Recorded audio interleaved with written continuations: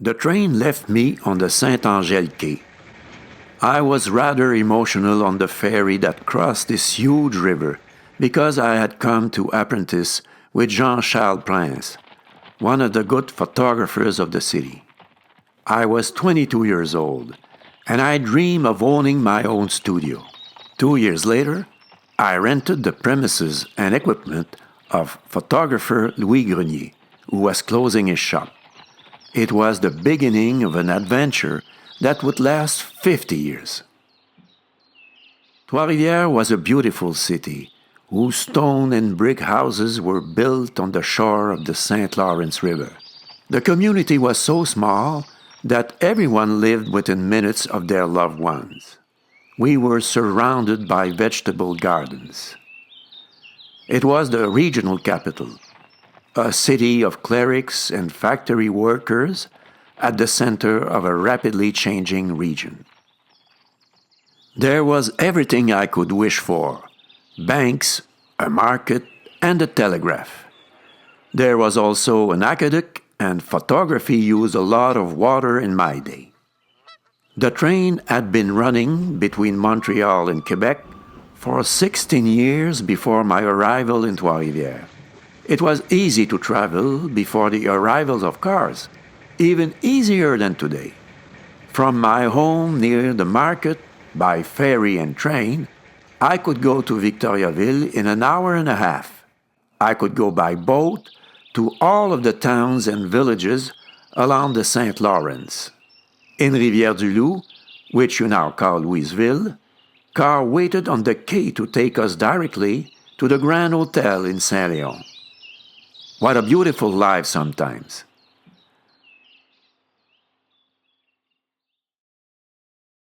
I love the agitation on the docks. Imagine, 600 boats came to anchor at the port from May to October. It was the heart of this city of 8,500 inhabitants. Hotel staff waited for visitors on the docks.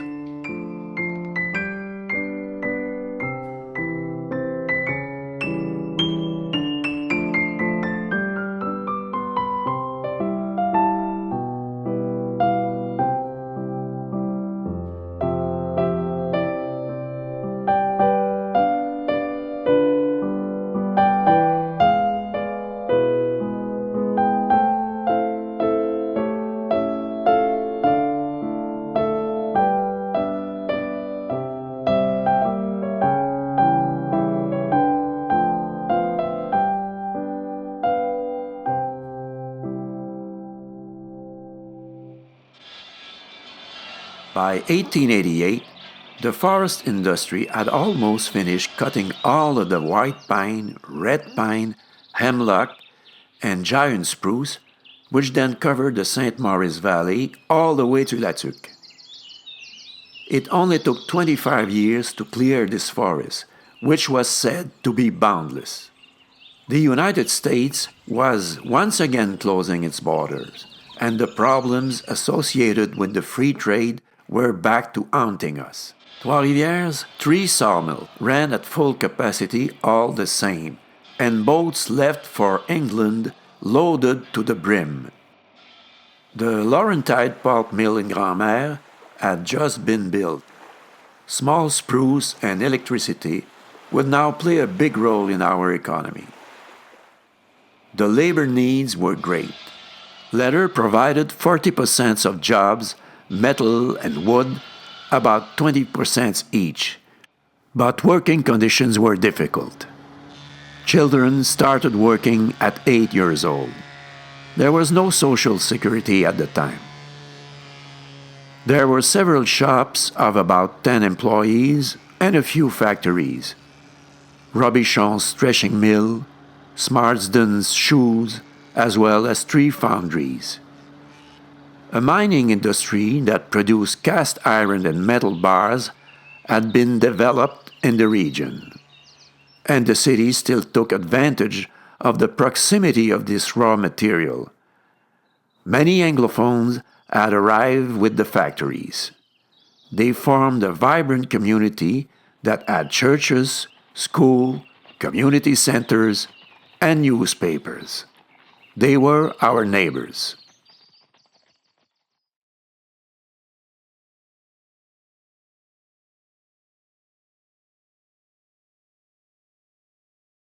The clergy and the religious communities played a big role. The cathedral, inaugurated 32 years before my arrival, was finally finished. They had just installed the steeple. I arrived just in time to photograph the interior finish. It was really luxurious. The work that these communities could give me was the main reason for my coming to Trois-Rivières. There were the Ursulines, always so well organized and present in the community. The Brothers of Saint-Ursule had been teaching since 1831. Each year, they organized shows at the courthouse. They were at the heart of cultural life in Trois-Rivières. And the seminary, major and minor seminary. From 1875 onward, the Catholic and Protestant churches dominated education, and the seminary reflected this power. More priests were being ordained than the diocese needed. They were sent everywhere, especially to New England. The seminary was already a meeting place for sport activities. The first baseball game was played there in 1884. The Sisters of Providence gradually took over the control of health care from the Ursulines, not only in Trois-Rivières, but all throughout the region. They also gave meals, cared for the orphans and the elderly. They made home visits and distributed aid to the poor. They invented the social services you know today. When I arrived, St. Joseph Hospital was being built. Several other communities were trying to establish themselves, including the Franciscans and the now blessed Father Frederick. It was an honor to photograph him.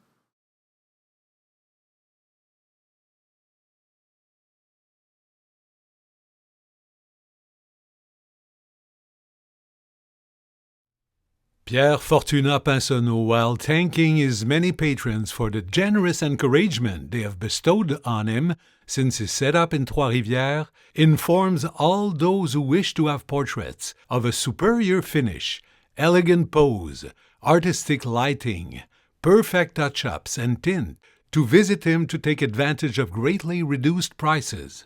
The fact that the portraits emerging from this studio can compete with those made in the best of the Dominion and the United States is due to the fact that Mr. Pinsonneault is a member of the American Photographic Association and receives various French, English, and American photographic journals that deal with everyday improvements and advancements in this beautiful art.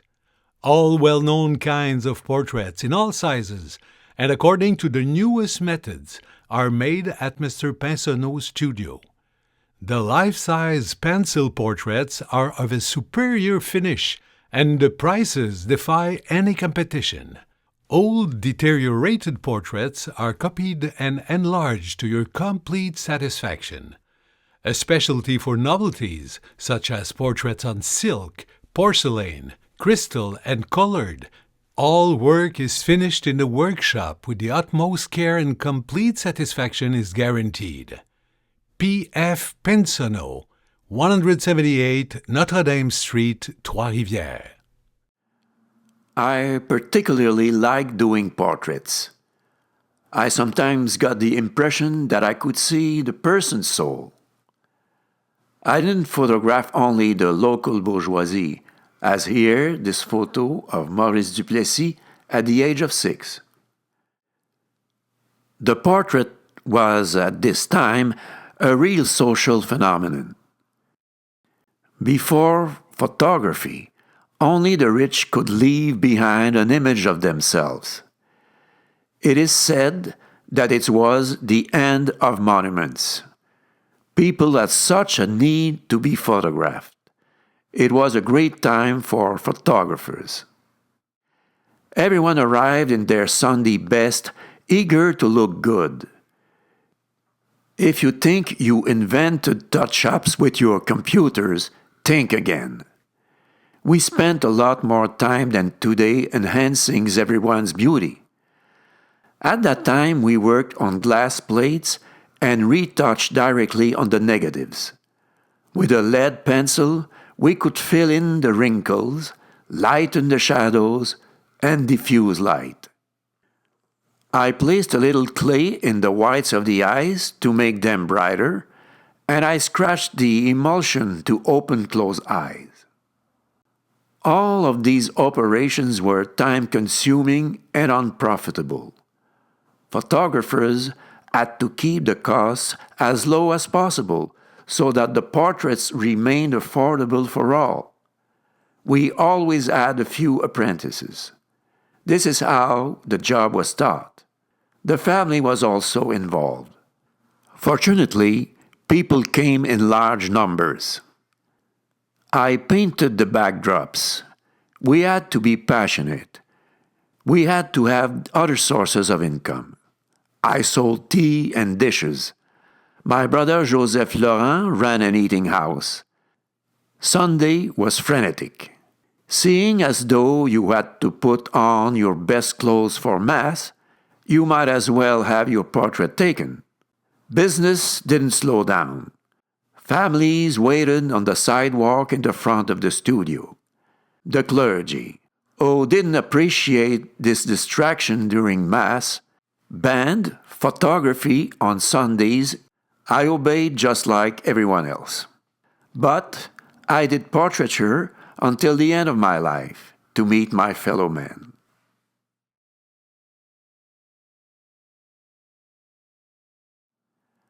I come from a family of photographers. Nothing predestined us for this job. My father, Camille, left his land to hold a butcher's stall at the Saint-Jean-sur-Richelieu market when I was 5 years old. It was the family business. It all started when our big brother Joseph Laurent, called Joe, who was 2 years older than me. He brought us along with him to share in his discoveries and his passion. At the age of 12, Joseph Laurent worked as a packer at a tableware dealer on Richelieu Street next to Pierre-Lucien's photography studio. As soon as Joe looked at the images in the window, our destiny was decided. Mr. Bro quickly took him as a part-time apprentice. This was it for life. It was 1874. Until 1914, he worked in the light of day. Look at this picture he made of our sister Fabiola around 1893. We see the light coming through the eye skylight at the back. The light is reflected just right with a white canvas. With less sensitive films than today, and accordion cameras without depth of field, you had to be very good to make an image of this quality. In addition, he managed to capture Fabiola's soul. Joseph Laurent was a very good teacher. He taught us all, one after the other. He died in 1956 at the age of 93. He worked until the end of his life. He loved that job so much. He was the oldest photographer in Quebec. He also showed the trade to his children, Aimé, Luce, and Marthe. His photo studio remained open until 1966. Unfortunately, almost all his negatives that he had carefully preserved were sent to the dump. Pretty much the same thing has happened to all of us. It was, and still is, the fate of several photographers.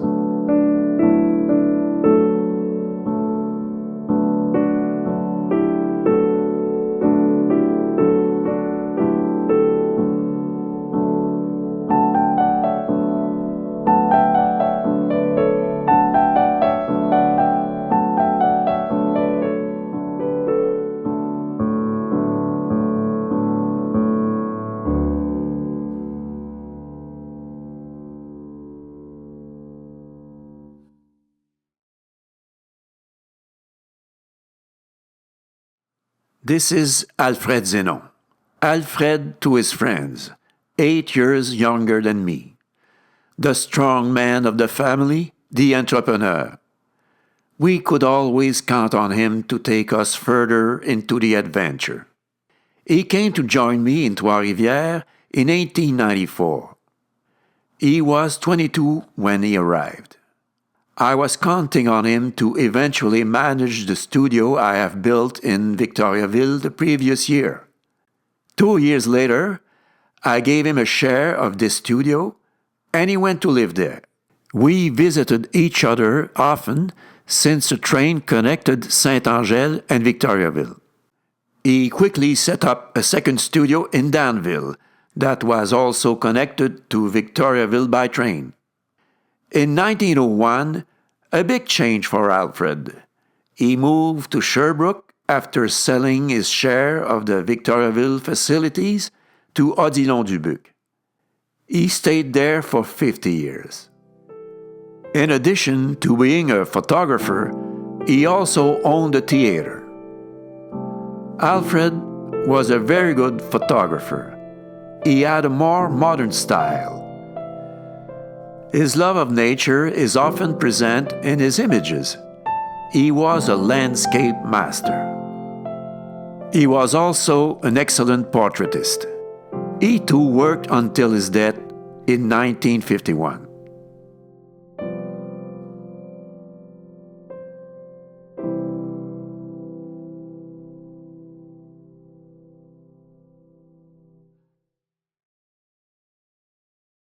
Mr. Émile Pinsonneault informs the public that he has just opened a studio at number 11 du Platon Street and that he will do portraits in pencil, pastel, etc., moldings, custom frames, engravings of all kinds, artistic paintings, workmanship guaranteed.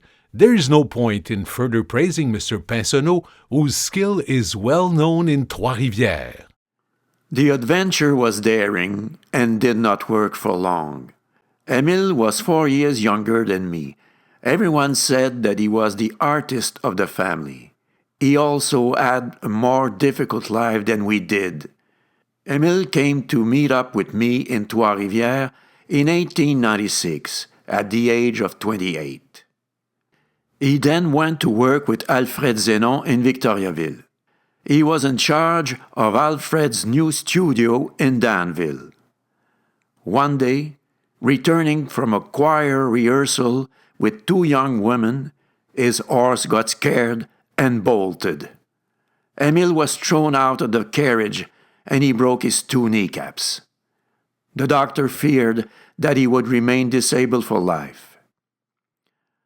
Alfred offered him the management of his theater in Sherbrooke, where he died of typhoid fever in 1911 at the age of 43. He was very appreciated, and he left behind many friends. We cried for him often.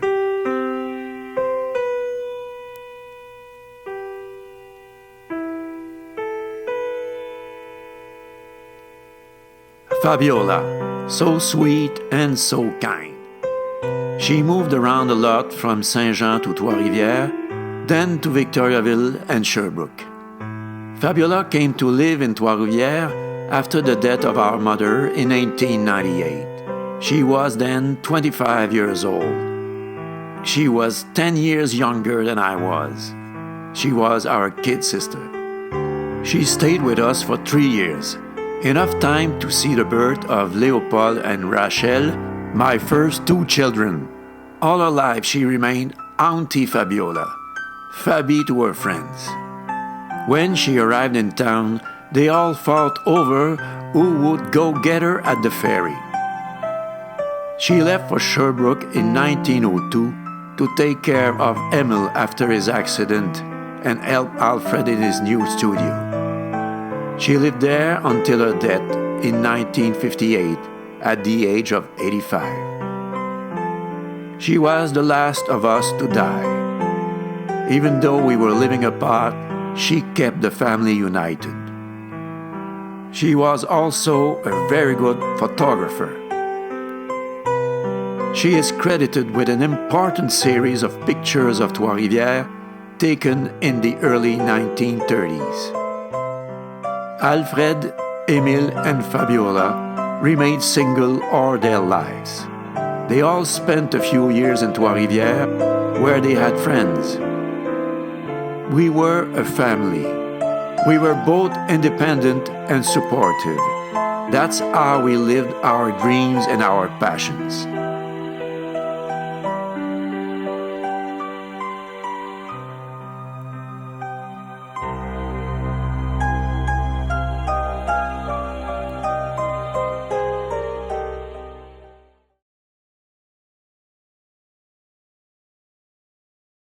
Throughout my childhood and my life as a young adult, there were no photographs in the newspapers.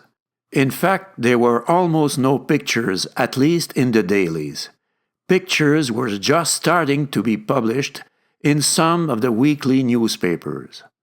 There were mostly engravings. Some engravers, like Henri Julien, were very talented and had great reputations. Publishing our pictures in the newspapers was a dream shared by all of the photographers of my time. Of course, we wanted to share our photos, but we also looked forward to a new source of income from our work. In the dailies of the 1890s, our photographs were transformed into engravings so that they could be printed. We knew that one day we would replace the engravers in the newspapers when an advance in technology would allow it. The weeklies like Le Monde Illustré, published in Montreal, led the way. We began to use a photo engraving process. The quality was not up to par, but it was only a matter of time.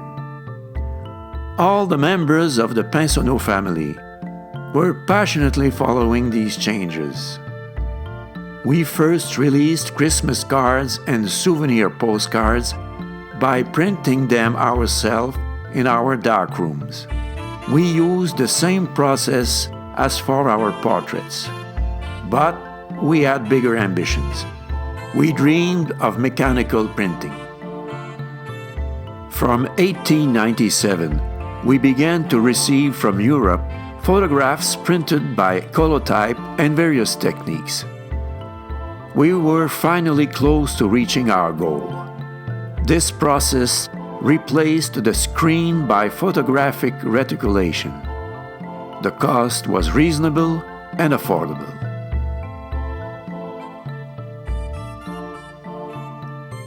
Traveling salespeople who came to boast about the benefits of their publishing and printing houses quickly overran our studios. As early as 1901, we started to have some cards printed to evaluate the printers who were courting us. Quality was always improving. Everything was in place for the birth of the postcard. Thanks to the railway, the postal service was so efficient that one could only dream about having such a service nowadays. Transport by rail was at its peak. Traveling had never been so accessible. 2 out of every 10 people could read and write, and the telephone was still a very rare occurrence. Postcards were just as much a revolution for us as the internet was for you. Postcards were emails from the 1900s. People wrote each other every day. Grandmother, Alice is better. I tell you she's proud. This is the 3rd time she gets up, but this time she says it must be for good. Ivan. I dreamt that I was in the States and I was having a very nice trip. Only I could not stay long. My ticket was good only for a few hours. But I hope to go back there. It's too cheap. Wishing you a lot of fun. Laura. I forgive you, but I reserve a clause. You know which one. I have to admit that I agree with you. I was in a bad mood. We cannot always be as even-tempered as St. Francis. That's right. I accept the peace treaty and I sign. Joe. I don't yet the date I will return to Trois-Rivières. I really like it here. Have you heard from Joe? Let me know in your next letter. Nathalie Saint-Stanislas. My dear Laurette, you will certainly go to the Rosary on Wednesday. Father is at the Hôtel Dieu and is ailing. Doctors have little hope of saving him. Pray for me, Laurette. If you only knew how I suffer. Corinne. This is where I chose to sit later when I come to sell good corn and sugar at the market. At home, from your yard, you will see me. Good day, Laura.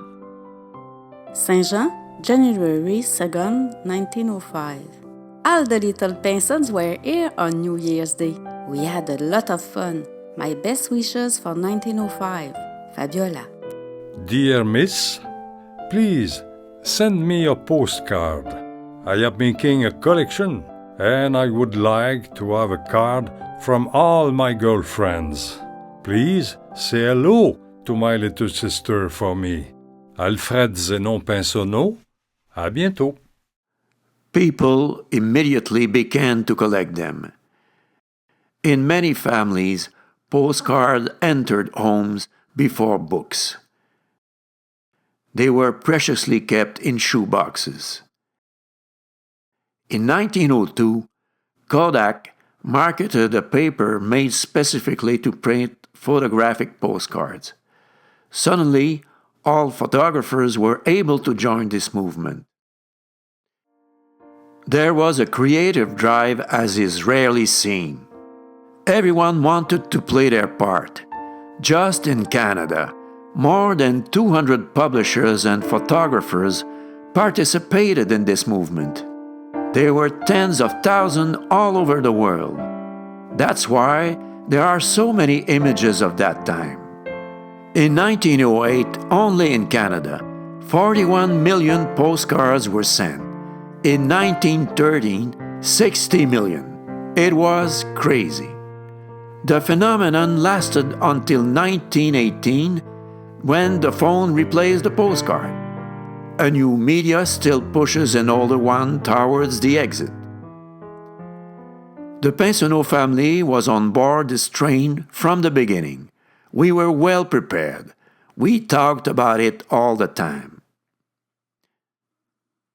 In 1903, I had an album of about 20 photographs printed by the Albert Type Company of Brooklyn. The printing was fantastic, and the business relationship was easy. Joseph Laurent published a similar album, but with a Montreal publisher who was dealing with a printer from Germany. Several publishers offered their services to print our images. Most offered good quality cards. The same year, Édition Bergeret, which was located in Nancy, France, where we printed our first cards, asked me to become their general agent in Canada. I thought about it. The printer produced 75 million postcards a year, or 300,000 cards a day. This hive of activity employed 250 people. Some Montreal publishers also had their printing done in Germany. It had become easier to trade with Europe. Boats could cross the Atlantic in a week, and there was a telegram office on my street corner. Édition Bergeret produced high-quality postcards, so I accepted. I became their general agent in Canada. At first, I could count on my brothers and our network of regional photographers, but very quickly, the market splintered and everyone started printing pretty much everywhere. As early as 1905, I was selling several hundred thousands annually. For a single order from Odilon Dubuc, we delivered more than 20,000. That should give you an idea of what a fad those postcards had become. I did not become rich, but I was able to live normally. For an artist, it is not bad.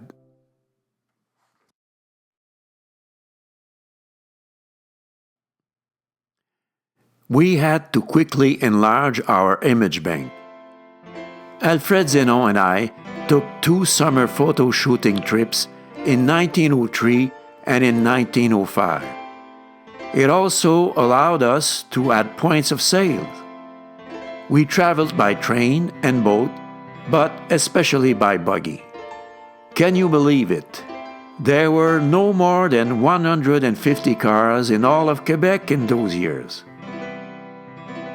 Every village where we stopped had its hotel. We always followed the same routine. First, we photographed the church, then the schools and convents, the houses of the rich and the surroundings, the lakes, the falls. People were quick to make suggestions.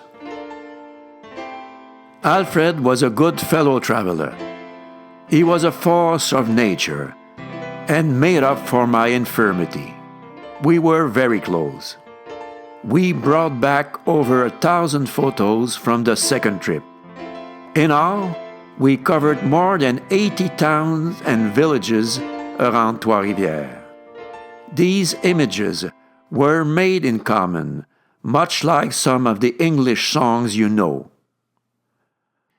For editing, we did things each in our own way as always. We each did our own printing experiences and each developed our own series. Alfred and Joseph Laurent got together to create the Pinsonneault Brothers Publishing House. Alfred produced a large series of maps of the Sherbrooke region. Joseph Laurent did the same with the Saint-Jean-sur-Richelieu region. Many of them were printed in color and the quality was surprising. Each had their own style and process. Everyone respected that. Joseph Laurent produced by himself a series of historical maps on the great characters of French Canada. Our big brother had inherited the Pinsonneault's patriotic spirit.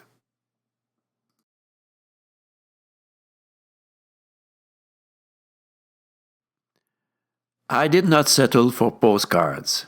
In 1903, I worked hard on the publication of the Illustrated Album of Trois-Rivières in collaboration with Jean-Baptiste Meyer-Barth.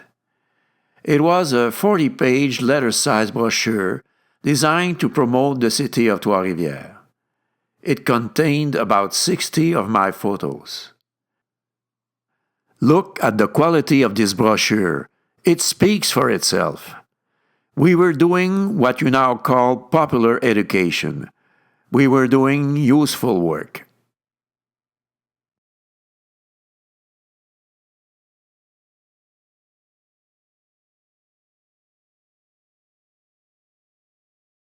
Here I am in 1906. I am 42 years old and I've been living in Trois-Rivières for 20 years. I am now part of this community.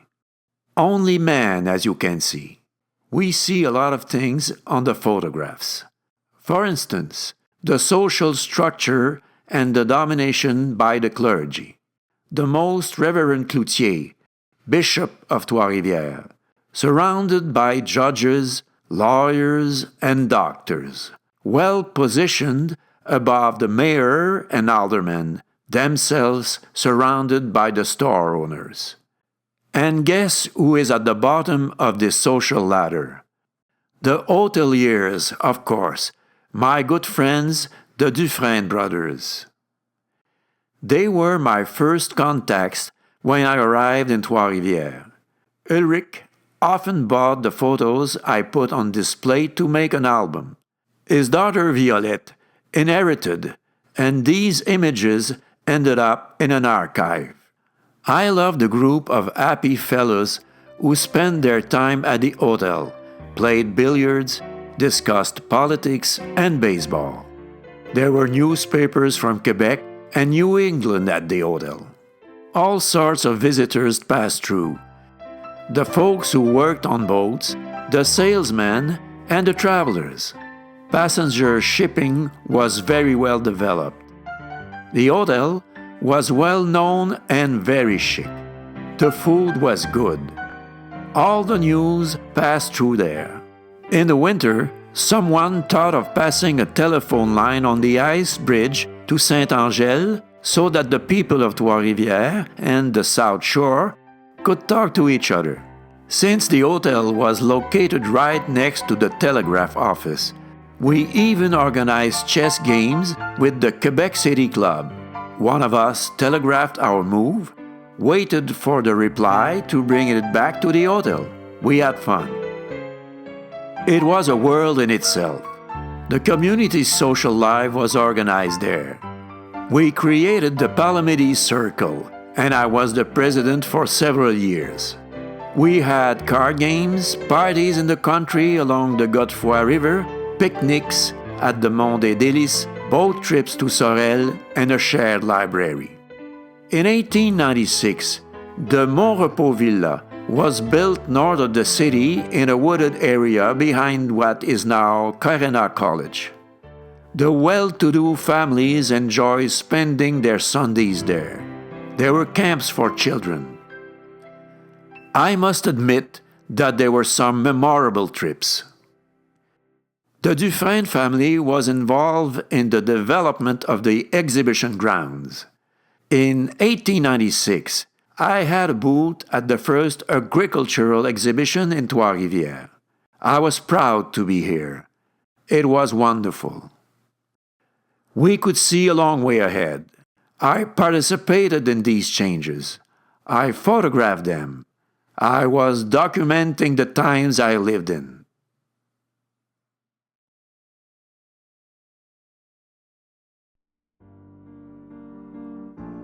From the very beginning, photography became involved in the documentary. It was in its very essence. Many photographers realized their full potential through documentary photography. It falls to the photographers to record images that allow people to see who we are. The documentary existed before photography. One has only to think about the engravers who already explored this genre in the newspapers of that time. But we accelerated a movement that still holds. The documentary has transposed to the cinema, television, and radio. Photography offered us a way of expressing things without saying them. Take this picture of the visit of the Prime Minister of Canada, Wilfrid Laurier, in 1897. Bishop Laflèche had declared that Laurier was an enemy of the Church and that voting for him would constitute a sin. Photography showed us the limits of the clergy's authority. We made these images for the generation to come, despite the great technical difficulties at the time. All over the world, photographers began to record history in pictures for future generations. They photographed Native Americans, public life, and factory workers. We bore witness to life itself. We did so anonymously. No matter, our pictures are now everywhere in books and museums. We succeeded. We made history even though our names almost never appear. We were already looking for the privileged moment, the beautiful moment when the action culminates.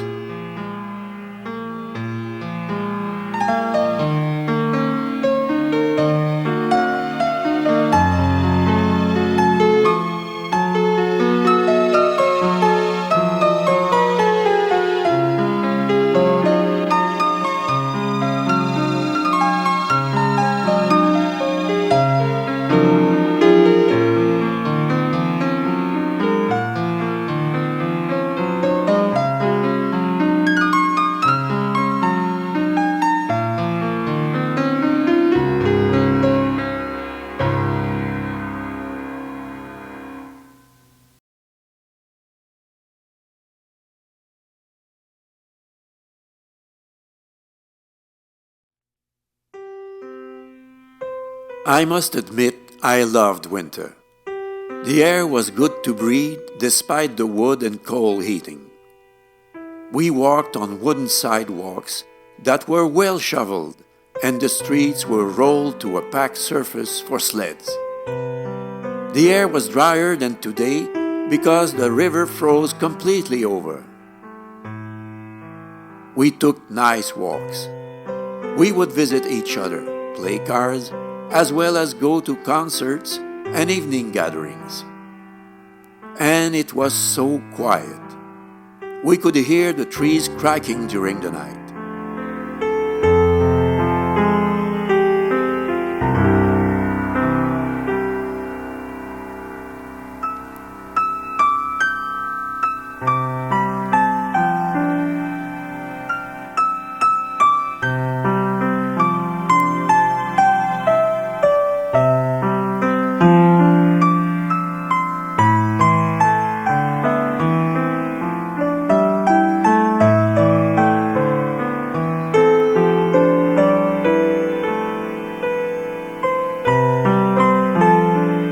I have to tell you that Trois-Rivières often stank during the summer because of the cesspools, pigsties, stables all over the city, leather tanning, and the tons of sawdust that fermented next to sawmills.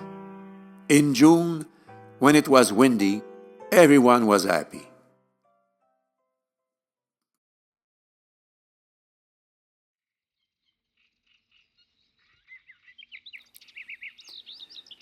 It was so beautiful. Nature did us the honor of a perfect day. It was the beginning of the summer vacations for the children. The family had moved to our summer home in the suburbs. I went to work very early to enjoy the freshness of the morning. I left my horse and carriage at Joe's Duval's stable and went to see the river.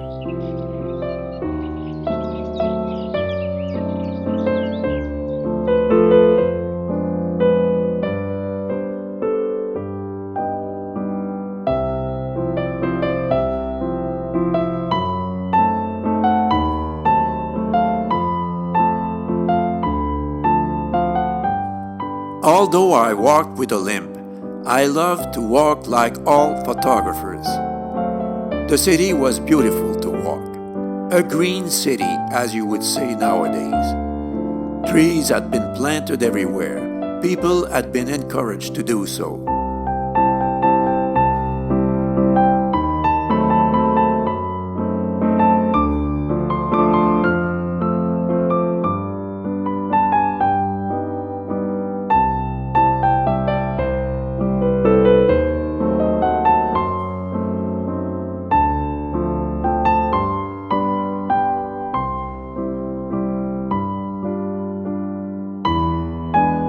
La Violette Park behind the current post office was really beautiful.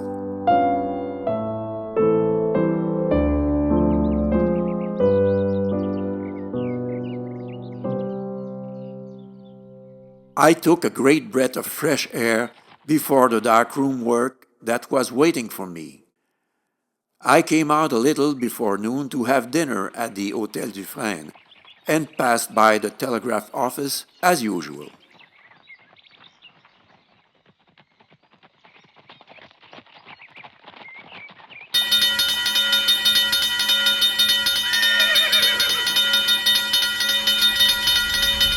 After starting up in a simple wooden shed just past noon, the fire, fanned by a strong breeze from the southwest, took on considerable proportions. In less than an hour, there was an ocean of flames that faced all of the men of the city's fire department. There were 6. It was rather difficult for me to convey this message to you. I first tried to call you, but I received no response from the switchboard. I then ran to the telephone exchange, but when I got there, I stood there open-mouthed, speechless, as the building was in flames. From the telephone building, I ran to the telegraph, but there was chaos there also. Finally, I was able to find an operator who began to send my dispatch. The population is terrorized. It is estimated that the fire destroyed at least 100 houses. And what adds to the horror is the wind. There were already strong gusts, but now it has changed into a real tempest. The population is terrorized. It is estimated that the fire destroyed at least 100 houses. And what adds to the horror is the wind. There were already strong gusts, but now it has changed into a real tempest. One can hear hissing and cracking from everywhere, and firefighters are completely unable to stop the fire. The operator informs me that the fire is gaining on the office where he is, and that he must put an end to the dispatch that I am sending you. We do not think we will have any news from Trois-Rivières for some time. We are fleeing. Everything went so fast. I knew right away that we were caught in one of those fires that we read terrifying descriptions about in the newspapers every month. We all knew that it was to be the most horrific experience of our time. It was like living in the bellows of a forge. Fire, sand, and hellish wind. People had already started emptying houses. Everywhere, people were running in the streets with drawers in their hands. The children were clinging to their mother. At 12:30, our apartment was burning and the studio caught fire a half an hour later. I could not save anything. With a fire of such intensity, I could not hope to find a single thing. I spent the rest of the day helping. There was so much to do. Everyone was taking part in the struggle. Teachers and students fought tooth and nail to save their new La Vérendrye school from the flames. Firefighters from Montreal tore down the wooden houses that bordered the school to make a firewall. When we saw that the school was saved, we all cried with joy. The children shouted their pure happiness to be alive. Help was already on its way. Everyone went out in search of their loved ones. We were all very worried. People met and organized for the night. We had to make sure that the area was safe. To our surprise, there was no casualties, no serious injuries either. It was a miracle. We were more miracle survivors than disaster victims. When the fire calmed down, I took the night train to Montreal to buy a new camera. My mind was preoccupied, mourning all the missing pictures and negatives. 22 years of work largely gone. I was back the next day on the 4 p.m. train. I brought back the daily newspapers. In a few minutes, all the copies were taken from me at the station. I had read everything during the trip. The commercial district is completely destroyed. There is nothing left but fire. Fire everywhere, slowly consuming anything that was not completely burned. Then there is the smoke that catches you in the throat and prevents you from entering this immense area that the devastating element claimed.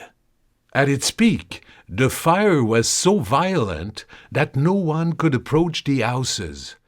However, ahead of the flames, men, women, and children could be seen running away, taking what furniture they could save. Many citizens whose properties were not in danger generously aided the victims.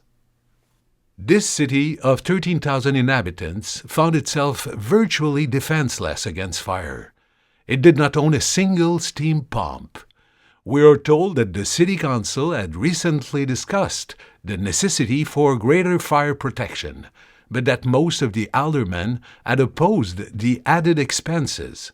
They must dearly regret not having followed through on this timely thought. The most impressive spectacle of this emotional day was the procession through the burning streets by nuns wearing scapulars of the Blessed Virgin, Franciscans reciting the Rosary aloud, pious women belonging to various sisterhoods of the Rosary or of Sainte Anne, walking along with tears in their eyes, singing hymns. 3 photographic workshops were burned down, those of Messrs. Antonio Roux, Pierre-Fortunat Pinsonneault, and Normand. Mr. P.F. Pinsonneault, the well-known artist-photographer, may even be set up tomorrow in a temporary office in the middle of the ruins. Life had already resumed. The same morning, a wall had fallen on Mr. Métivier. It was the first and only death caused by the disaster. Combustion had continued in the mortar walls during the night, and what remained of the houses crumbled down with a terrible noise.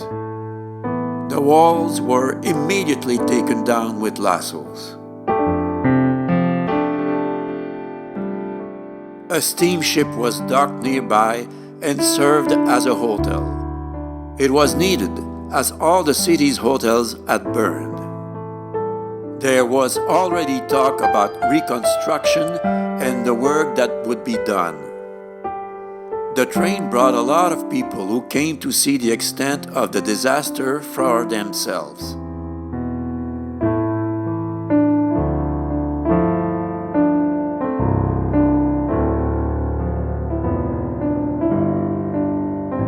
Despite the danger, as soon as I got back, I started to take pictures. I set up a temporary darkroom in the kitchen of the summer house, so I had to work during the night. I was an artist, photographer, and it was my way of mourning and responding to fate.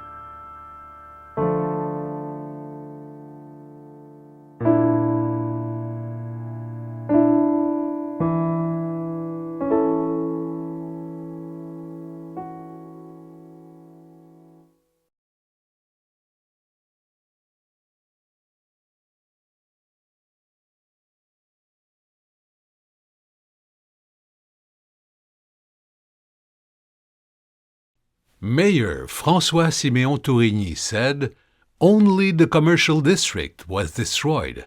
We have 32 factories and only one burned. The residential district was not affected either. All of the consumers were spared and are still very well off, so there is no reason for trade not to easily pick up soon. No, sir, the people of Trois-Rivières are active and enterprising, and they will not let this misfortune get them down.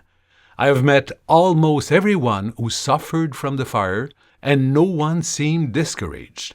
On the contrary, all seemed to me full of spirit and courage and told me about their reconstruction projects. Also, we will take advantage of this unfortunate event to rebuild better and more beautiful. We want to make the new shopping district the best it can be. We will build with brick and have concrete sidewalks. The streets will be widened and aligned. Trois-Rivières will not be marred by the disastrous fire. On the contrary, a new era of prosperity and progress will begin." Mayor Tourigny, although tired, is not distraught. He says with confidence that in less than 2 years, Trois-Rivières will have recovered from this disaster and that we will see in place of today's ruins beautiful modern buildings lining wider and more beautiful streets. François-Siméon Tourigny.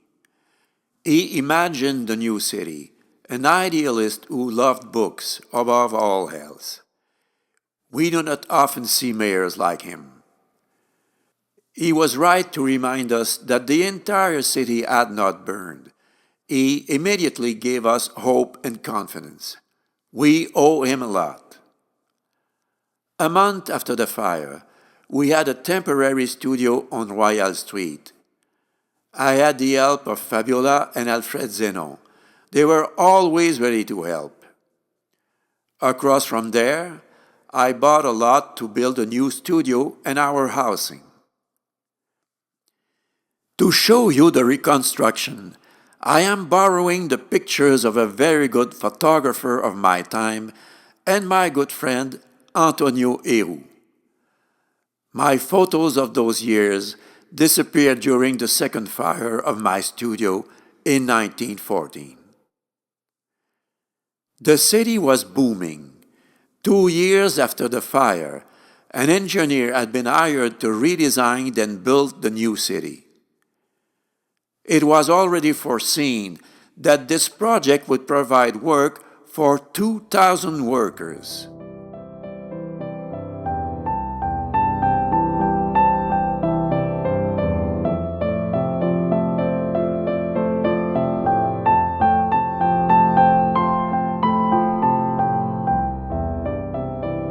Many of the buildings you see are still here today. In 2 years, as planned by Mayor Tourigny, we had rebuilt, and we were very proud of the result.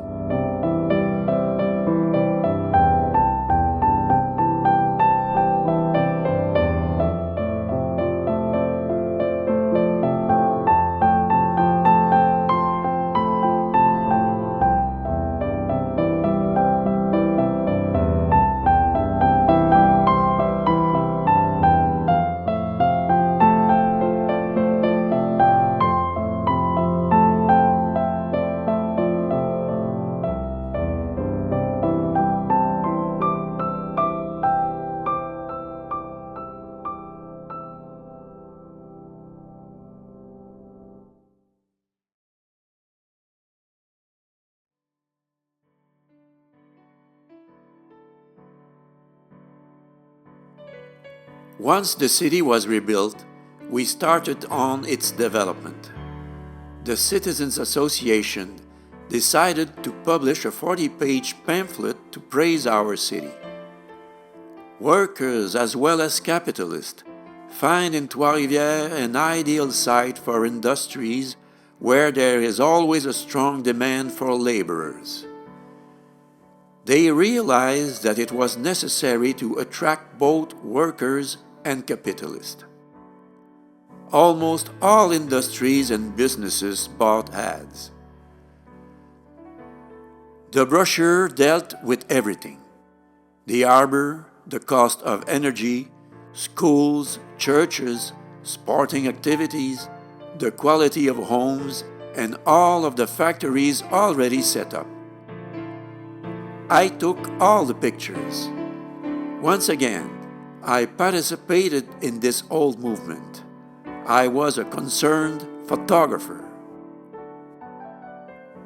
The first big factory was Wabasso. Americans relocated their textile factories to escape workers' demand in New England. Many French Canadians took the opportunity to return to Canada and provided the workforce. The plant was growing rapidly. In 1934, when this picture was taken, more than 1,800 employees worked there. All of these workers lived in the streets near the factory. The family lived simply, crowded in their small tenements. Some had their own home. It goes without saying that many of them had never lived so comfortably.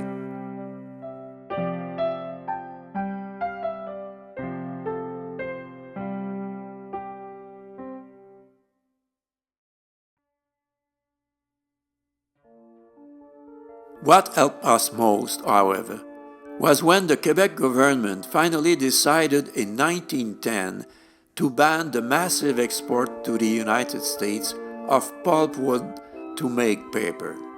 They forced the Americans to come and make their paper here. And Trois-Rivières had a lot to offer: wood, energy, and a workforce. This new regulation would change the city for several decades. We were used to sawmills that occupied the entire delta of the river. The jobs they offered were precarious and dangerous.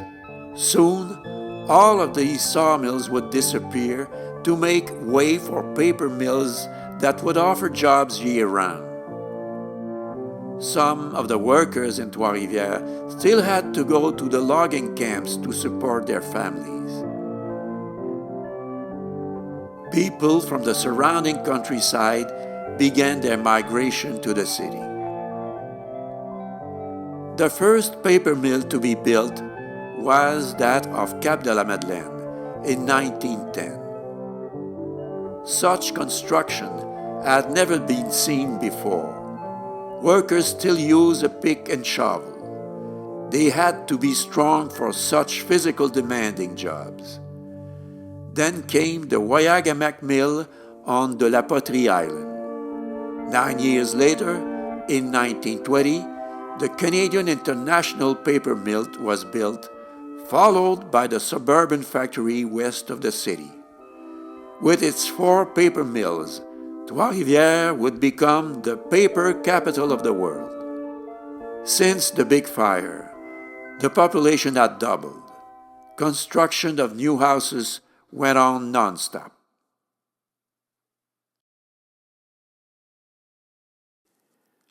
I always did my best, even if I had to work hard. I always liked the job I did, and I had fun doing it.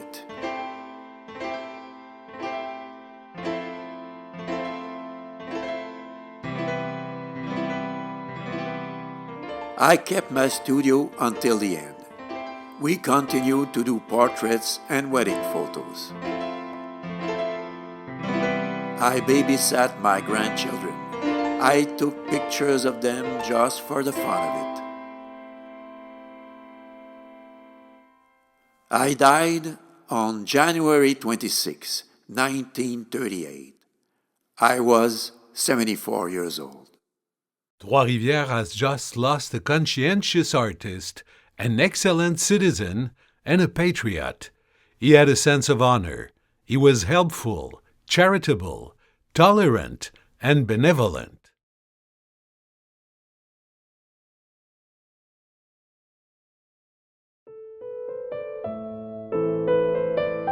I followed the flow. I observed and bore witness to life. It was an honor, and life was good to me. I had a full life.